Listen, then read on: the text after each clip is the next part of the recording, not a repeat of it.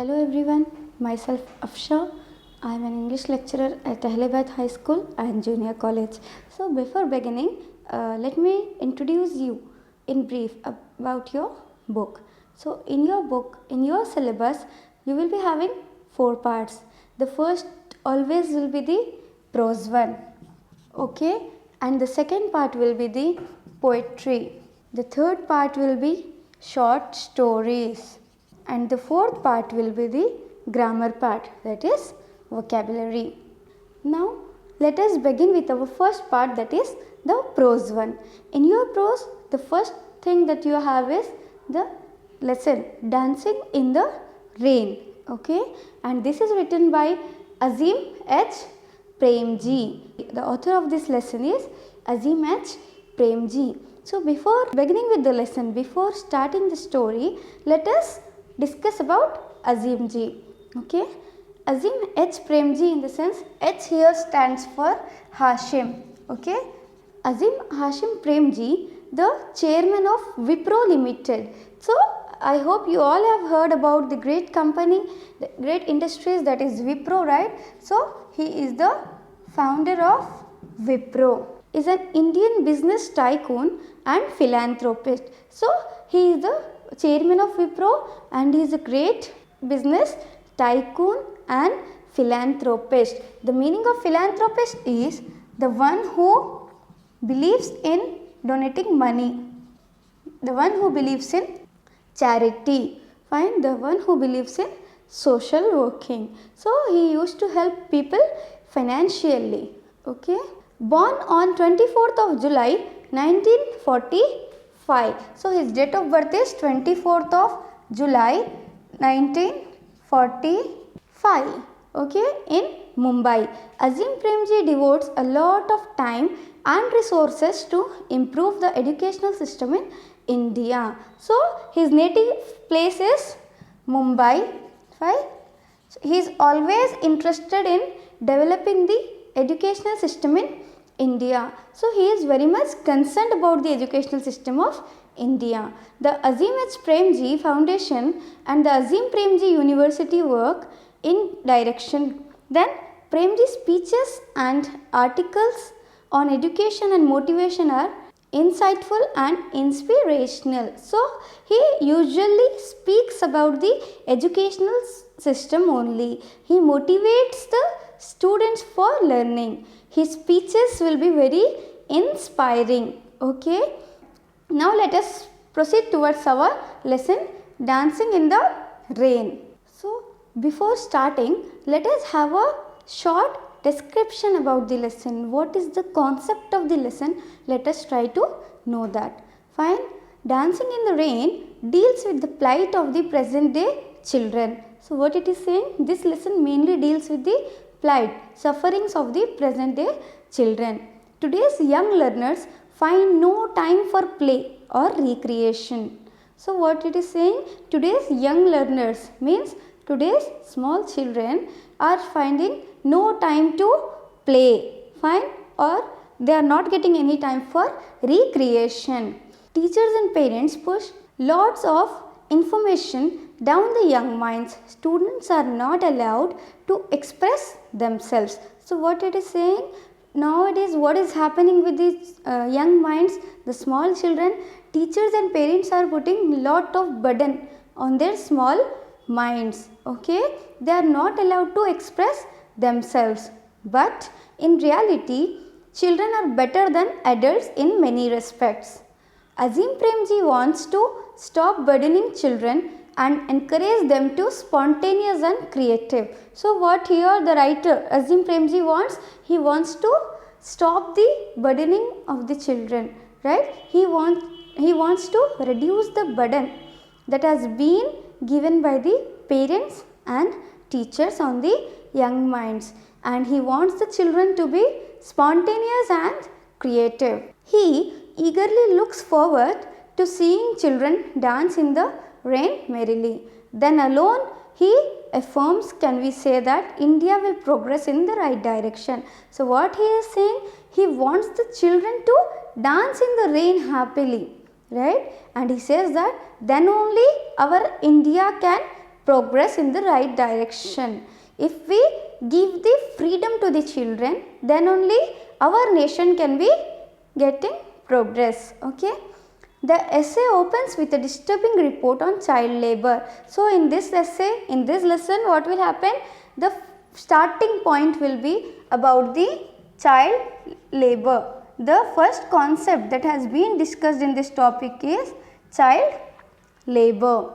The writer declares that robbing children of their childhood is a criminal act. I hope you know what is the meaning of child labor, right? Suppose if a child is working, underage child is working somewhere, then he will be considered as a child labor. So, what the writer here declares, he says that robbing children of their childhood. So, robbing the childhood of a child is a criminal act, and this happens in our educational institutions too. So, what he is saying, robbing of childhood also take place in educational system also. The daughter of an employee in Wipro finds just a half an hour a day to watch TV. So, what he is saying now, he describe about a daughter of an employee in Wipro. Fine, he gave the example of a girl who was the daughter of employee in Wipro.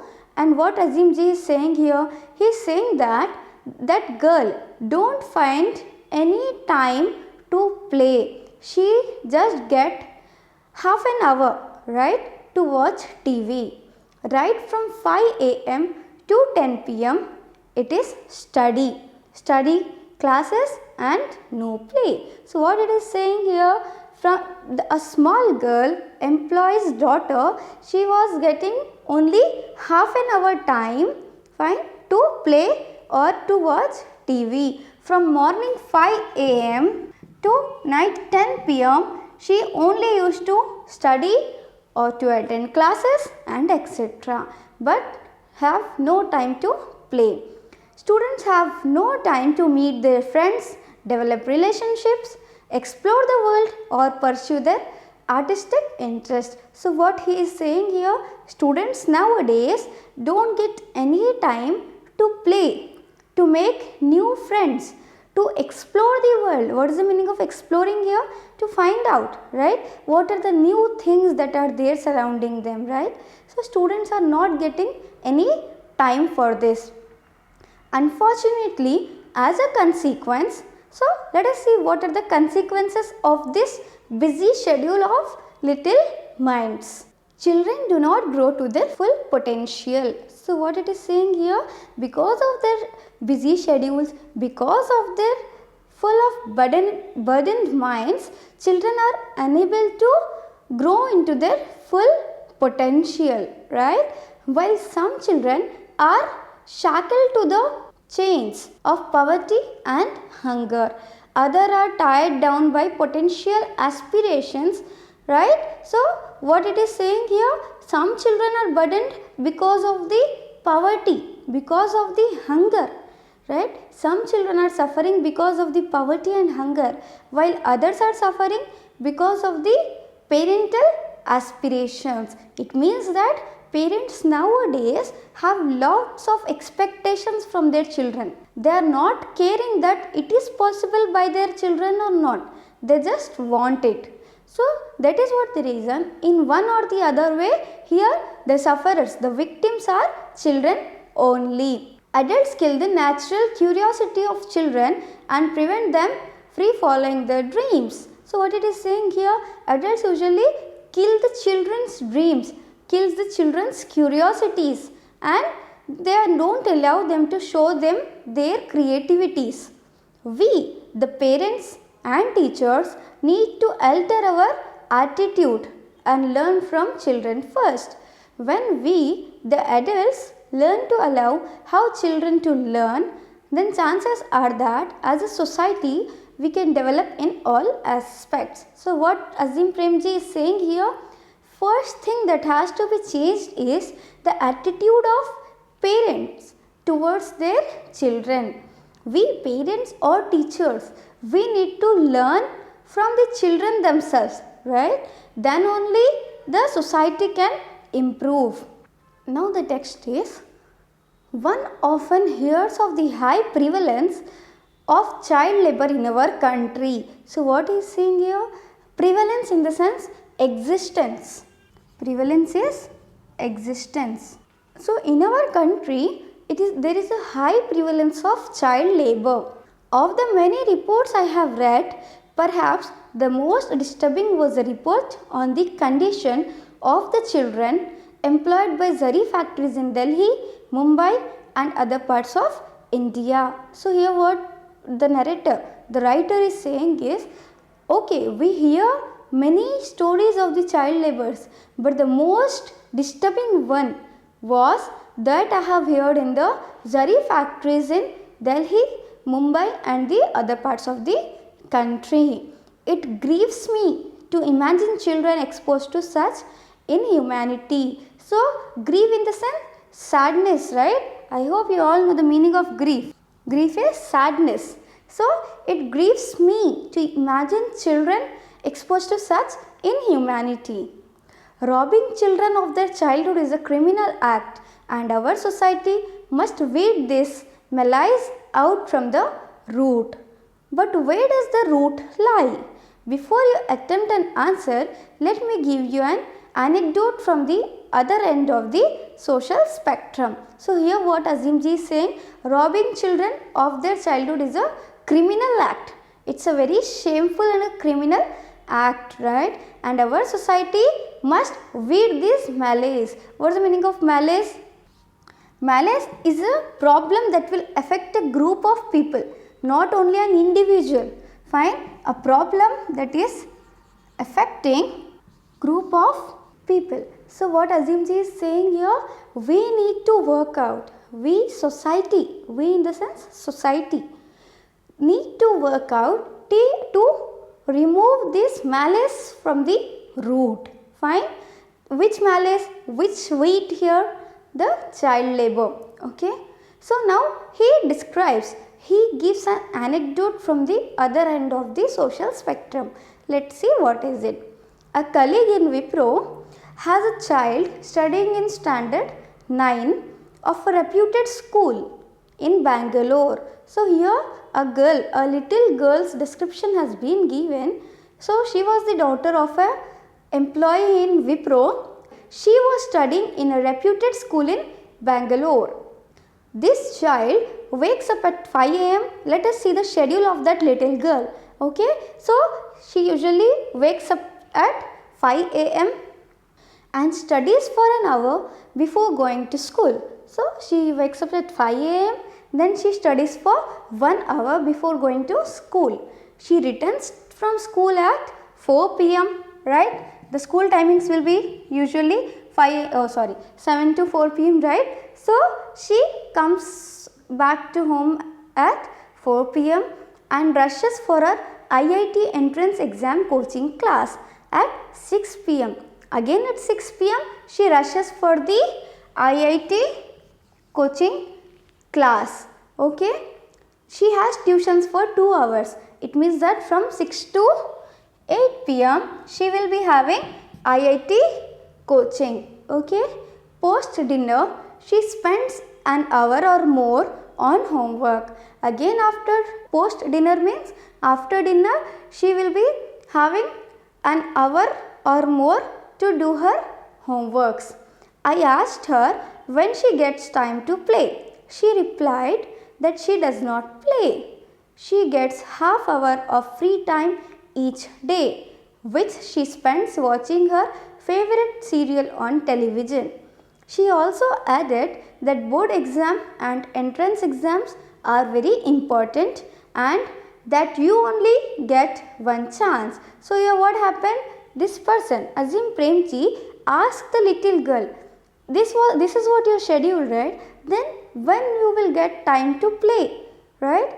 Then the girl replied, I never play because I will be having only half an hour leisure in my whole day, and in that free time, in that leisure time, I usually watch my favorite serial. Fine. And she added that board exams and entrance exams are more important when compared to playing. That is what the reason I keep myself busy in studying for the whole day. Is the condition of this child different from that of a child in the zari factory? So what happened? Till now Azim ji have discussed about two problems that children nowadays are facing, right? The first one was the child labor, right? Where actually he gave the example of the employees in the zari factory, right? On the other hand, what happened? This is the girl, a little girl who was not suffering because of the child labor, but who was suffering because of her parents' aspirations. So now Azim ji is asking, is the condition of that child who was working in the zari factory is different from this girl who is also not getting any time to play? When I look at children, I wonder whether they have time to play with friends, to meet interesting people, to explore the world and to follow their curiosity. When the first monsoon showers begin, I would think that the streets would be full of children rushing headlong into the rain, dancing and playing. However, I think today the rains fall on empty streets. So here what Azim ji is saying, when I look at the children, I usually imagine, right? I usually think that whether they have time to play or not, whether they have time to make new friends or not, whether they have time to do innovative and creative things or not, right? Whether they have time to do innovative or creative things, right? To explore the world and to follow their curiosity. So this is what he used to think on looking at the children. And he also added that when the first monsoon showers begin, it means that when the monsoon starts, when it starts to rain, he would look at the streets. He would imagine the streets with full of children enjoying in the rain, dancing in the rain. But he said that in today's life, in present era, I don't think it is possible. Rain only falls on the empty streets because, however, children don't have any time to dance in the rain. That is what the reason the rain will fall on the empty streets. This, my friends, is the new Indian reality in our villages, in our slums and in our metropolitan high rises. So what he is saying here, this is what the condition of the children going on in rural, urban areas, slum areas and etc. Whatever the reasons, right? The reasons may be poverty, right? The reasons may be the parents' aspiration, the reason may be child labor and etc. But the victims are children only. So whatever might be the reasons may be the child labor, poverty, as we have discussed, the parents' aspirations and etc. But children are straight-jacketed. What's the meaning of straight-jacketed here? Straight-jacketed in the sense they are stopped to grow properly, right? They are stopped from growing, right? The parents' aspirations, the poverty, the child labor and etc. are acting as the obstacles in making the children bright. The final indicator of a country's independence is the way its children live. Are children free from the malaise of poverty and hunger? Are they free from the burden of parental aspiration? Are they free from norms of social conditioning? Are we ensuring the curiosity of our children continues to burn and is not stamped out? Are they free to explore the world, to realize their unique potential and thereby help discover the true potential of the society itself? So what he is saying, what is going on with the children? Because he says that country's independence always depends on the children's lives. If the children are happy, then obviously the country will be good. The country will get success, right? Are we stopping the children to grow? Right? Are we stopping the children to show their interest, curiosities, creativeness, etc.? Who is asking all the things here? Author Mr. Azim Premji. Let us see what he continues. Gandhiji said that the greatest lessons in life are learned from children, not from learned men. So what he is saying here, he added a statement of Gandhiji. Okay, he is saying that Gandhiji said that the greatest lessons in life are usually learned from children and not from the learned men. A child will fearlessly try before giving up. As an adult, fearing failure, we give up even before we try. What it is saying here? Children usually try and try until they get success, right? We can just take an example of a little baby who is just 1 or 2 year old or less. If he wants a toy, what he will do? He will cry and cry until you give him that. It means that they are having the full ability to try, right? Unlike the elder ones, right? What we, the youth or the adults, what we will do? We will stop trying in a limited time, after a limited tries, right? A child is inherently curious about the world. Inherently in the sense permanently. The curiosity in their minds is very permanent. Okay? About relationships, about wanting to understand how things work. As adults, our blinkered and conditioned self prevents us from truly exploring without prejudice. So what he is saying here, children have the capacity to try, to think, to try to explore the world. But we being adults, right, we will be having lot of other responsibilities, hence we will not try to explore any new things, right? We will like to live our life in the same way, but we are not at all interested in finding out new things, right? For a child, what she does is meaningful in its own right. As an adult, we usually link every action to an external reward of money or recognition. So what he is saying again, for a child, whatever he or she is doing is for her own pleasure, right? But being adults, we always desire for money or some reward and etc. for doing any of our works, right? I did not learn how to be a father from manuals. Whatever little learnt about being a parent, I learnt by observing my children, right? What he is saying, I don't know. I did not learn how to be a father from manual. I did not bought a book and I did not study how to treat my children, right? Whatever I have learnt about the children, that is by observing them and letting them to teach me. Similarly, I think our teachers could grow enormously by learning from their students. So what it is saying here, parents also learn from the children, right? How to deal with them. So in the same way, teachers can also learn from their students, right? We will then refrain. What is the meaning of refrain? Refrain is nothing but stopping oneself to do something. Okay? What is the meaning of refrain? To stop oneself from doing something. So what he is saying here, we will then refrain from pushing our knowledge down other young minds. So what it is saying, we are refraining to push their knowledge, right? So we are not allowing them to show their full knowledge, right? And begin the democratic process of being joint learners as we discover and understand our world. I believe a powerful force of empowerment is to have motivated teachers who are learners first, teachers second. So what is saying?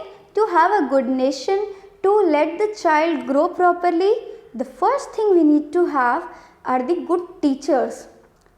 In what way he wants the good teachers?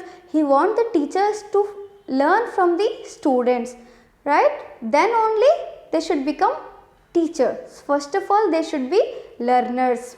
Only then will we stop trying to mold children into our adult likeness.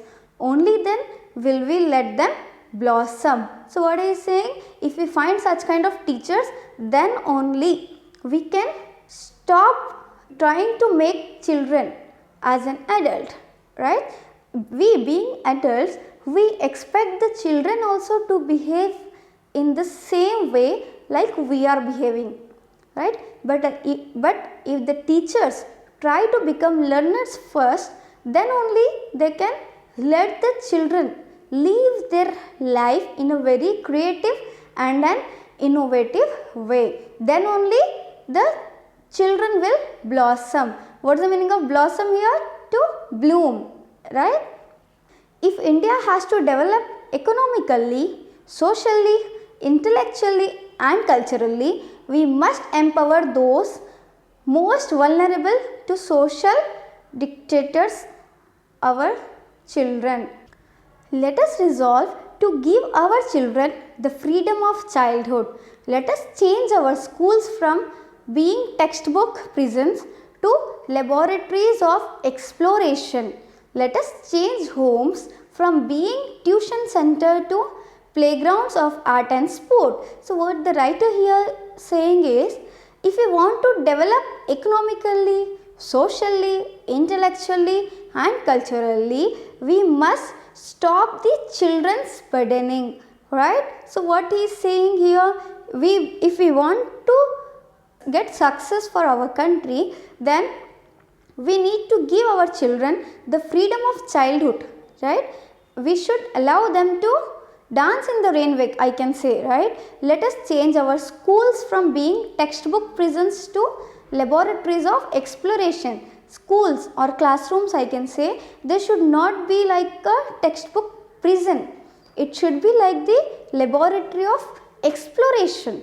It should be like the freedom of exploring new things should be given to the children, right? Let us change our homes from being tuition centers to playgrounds of art and sport.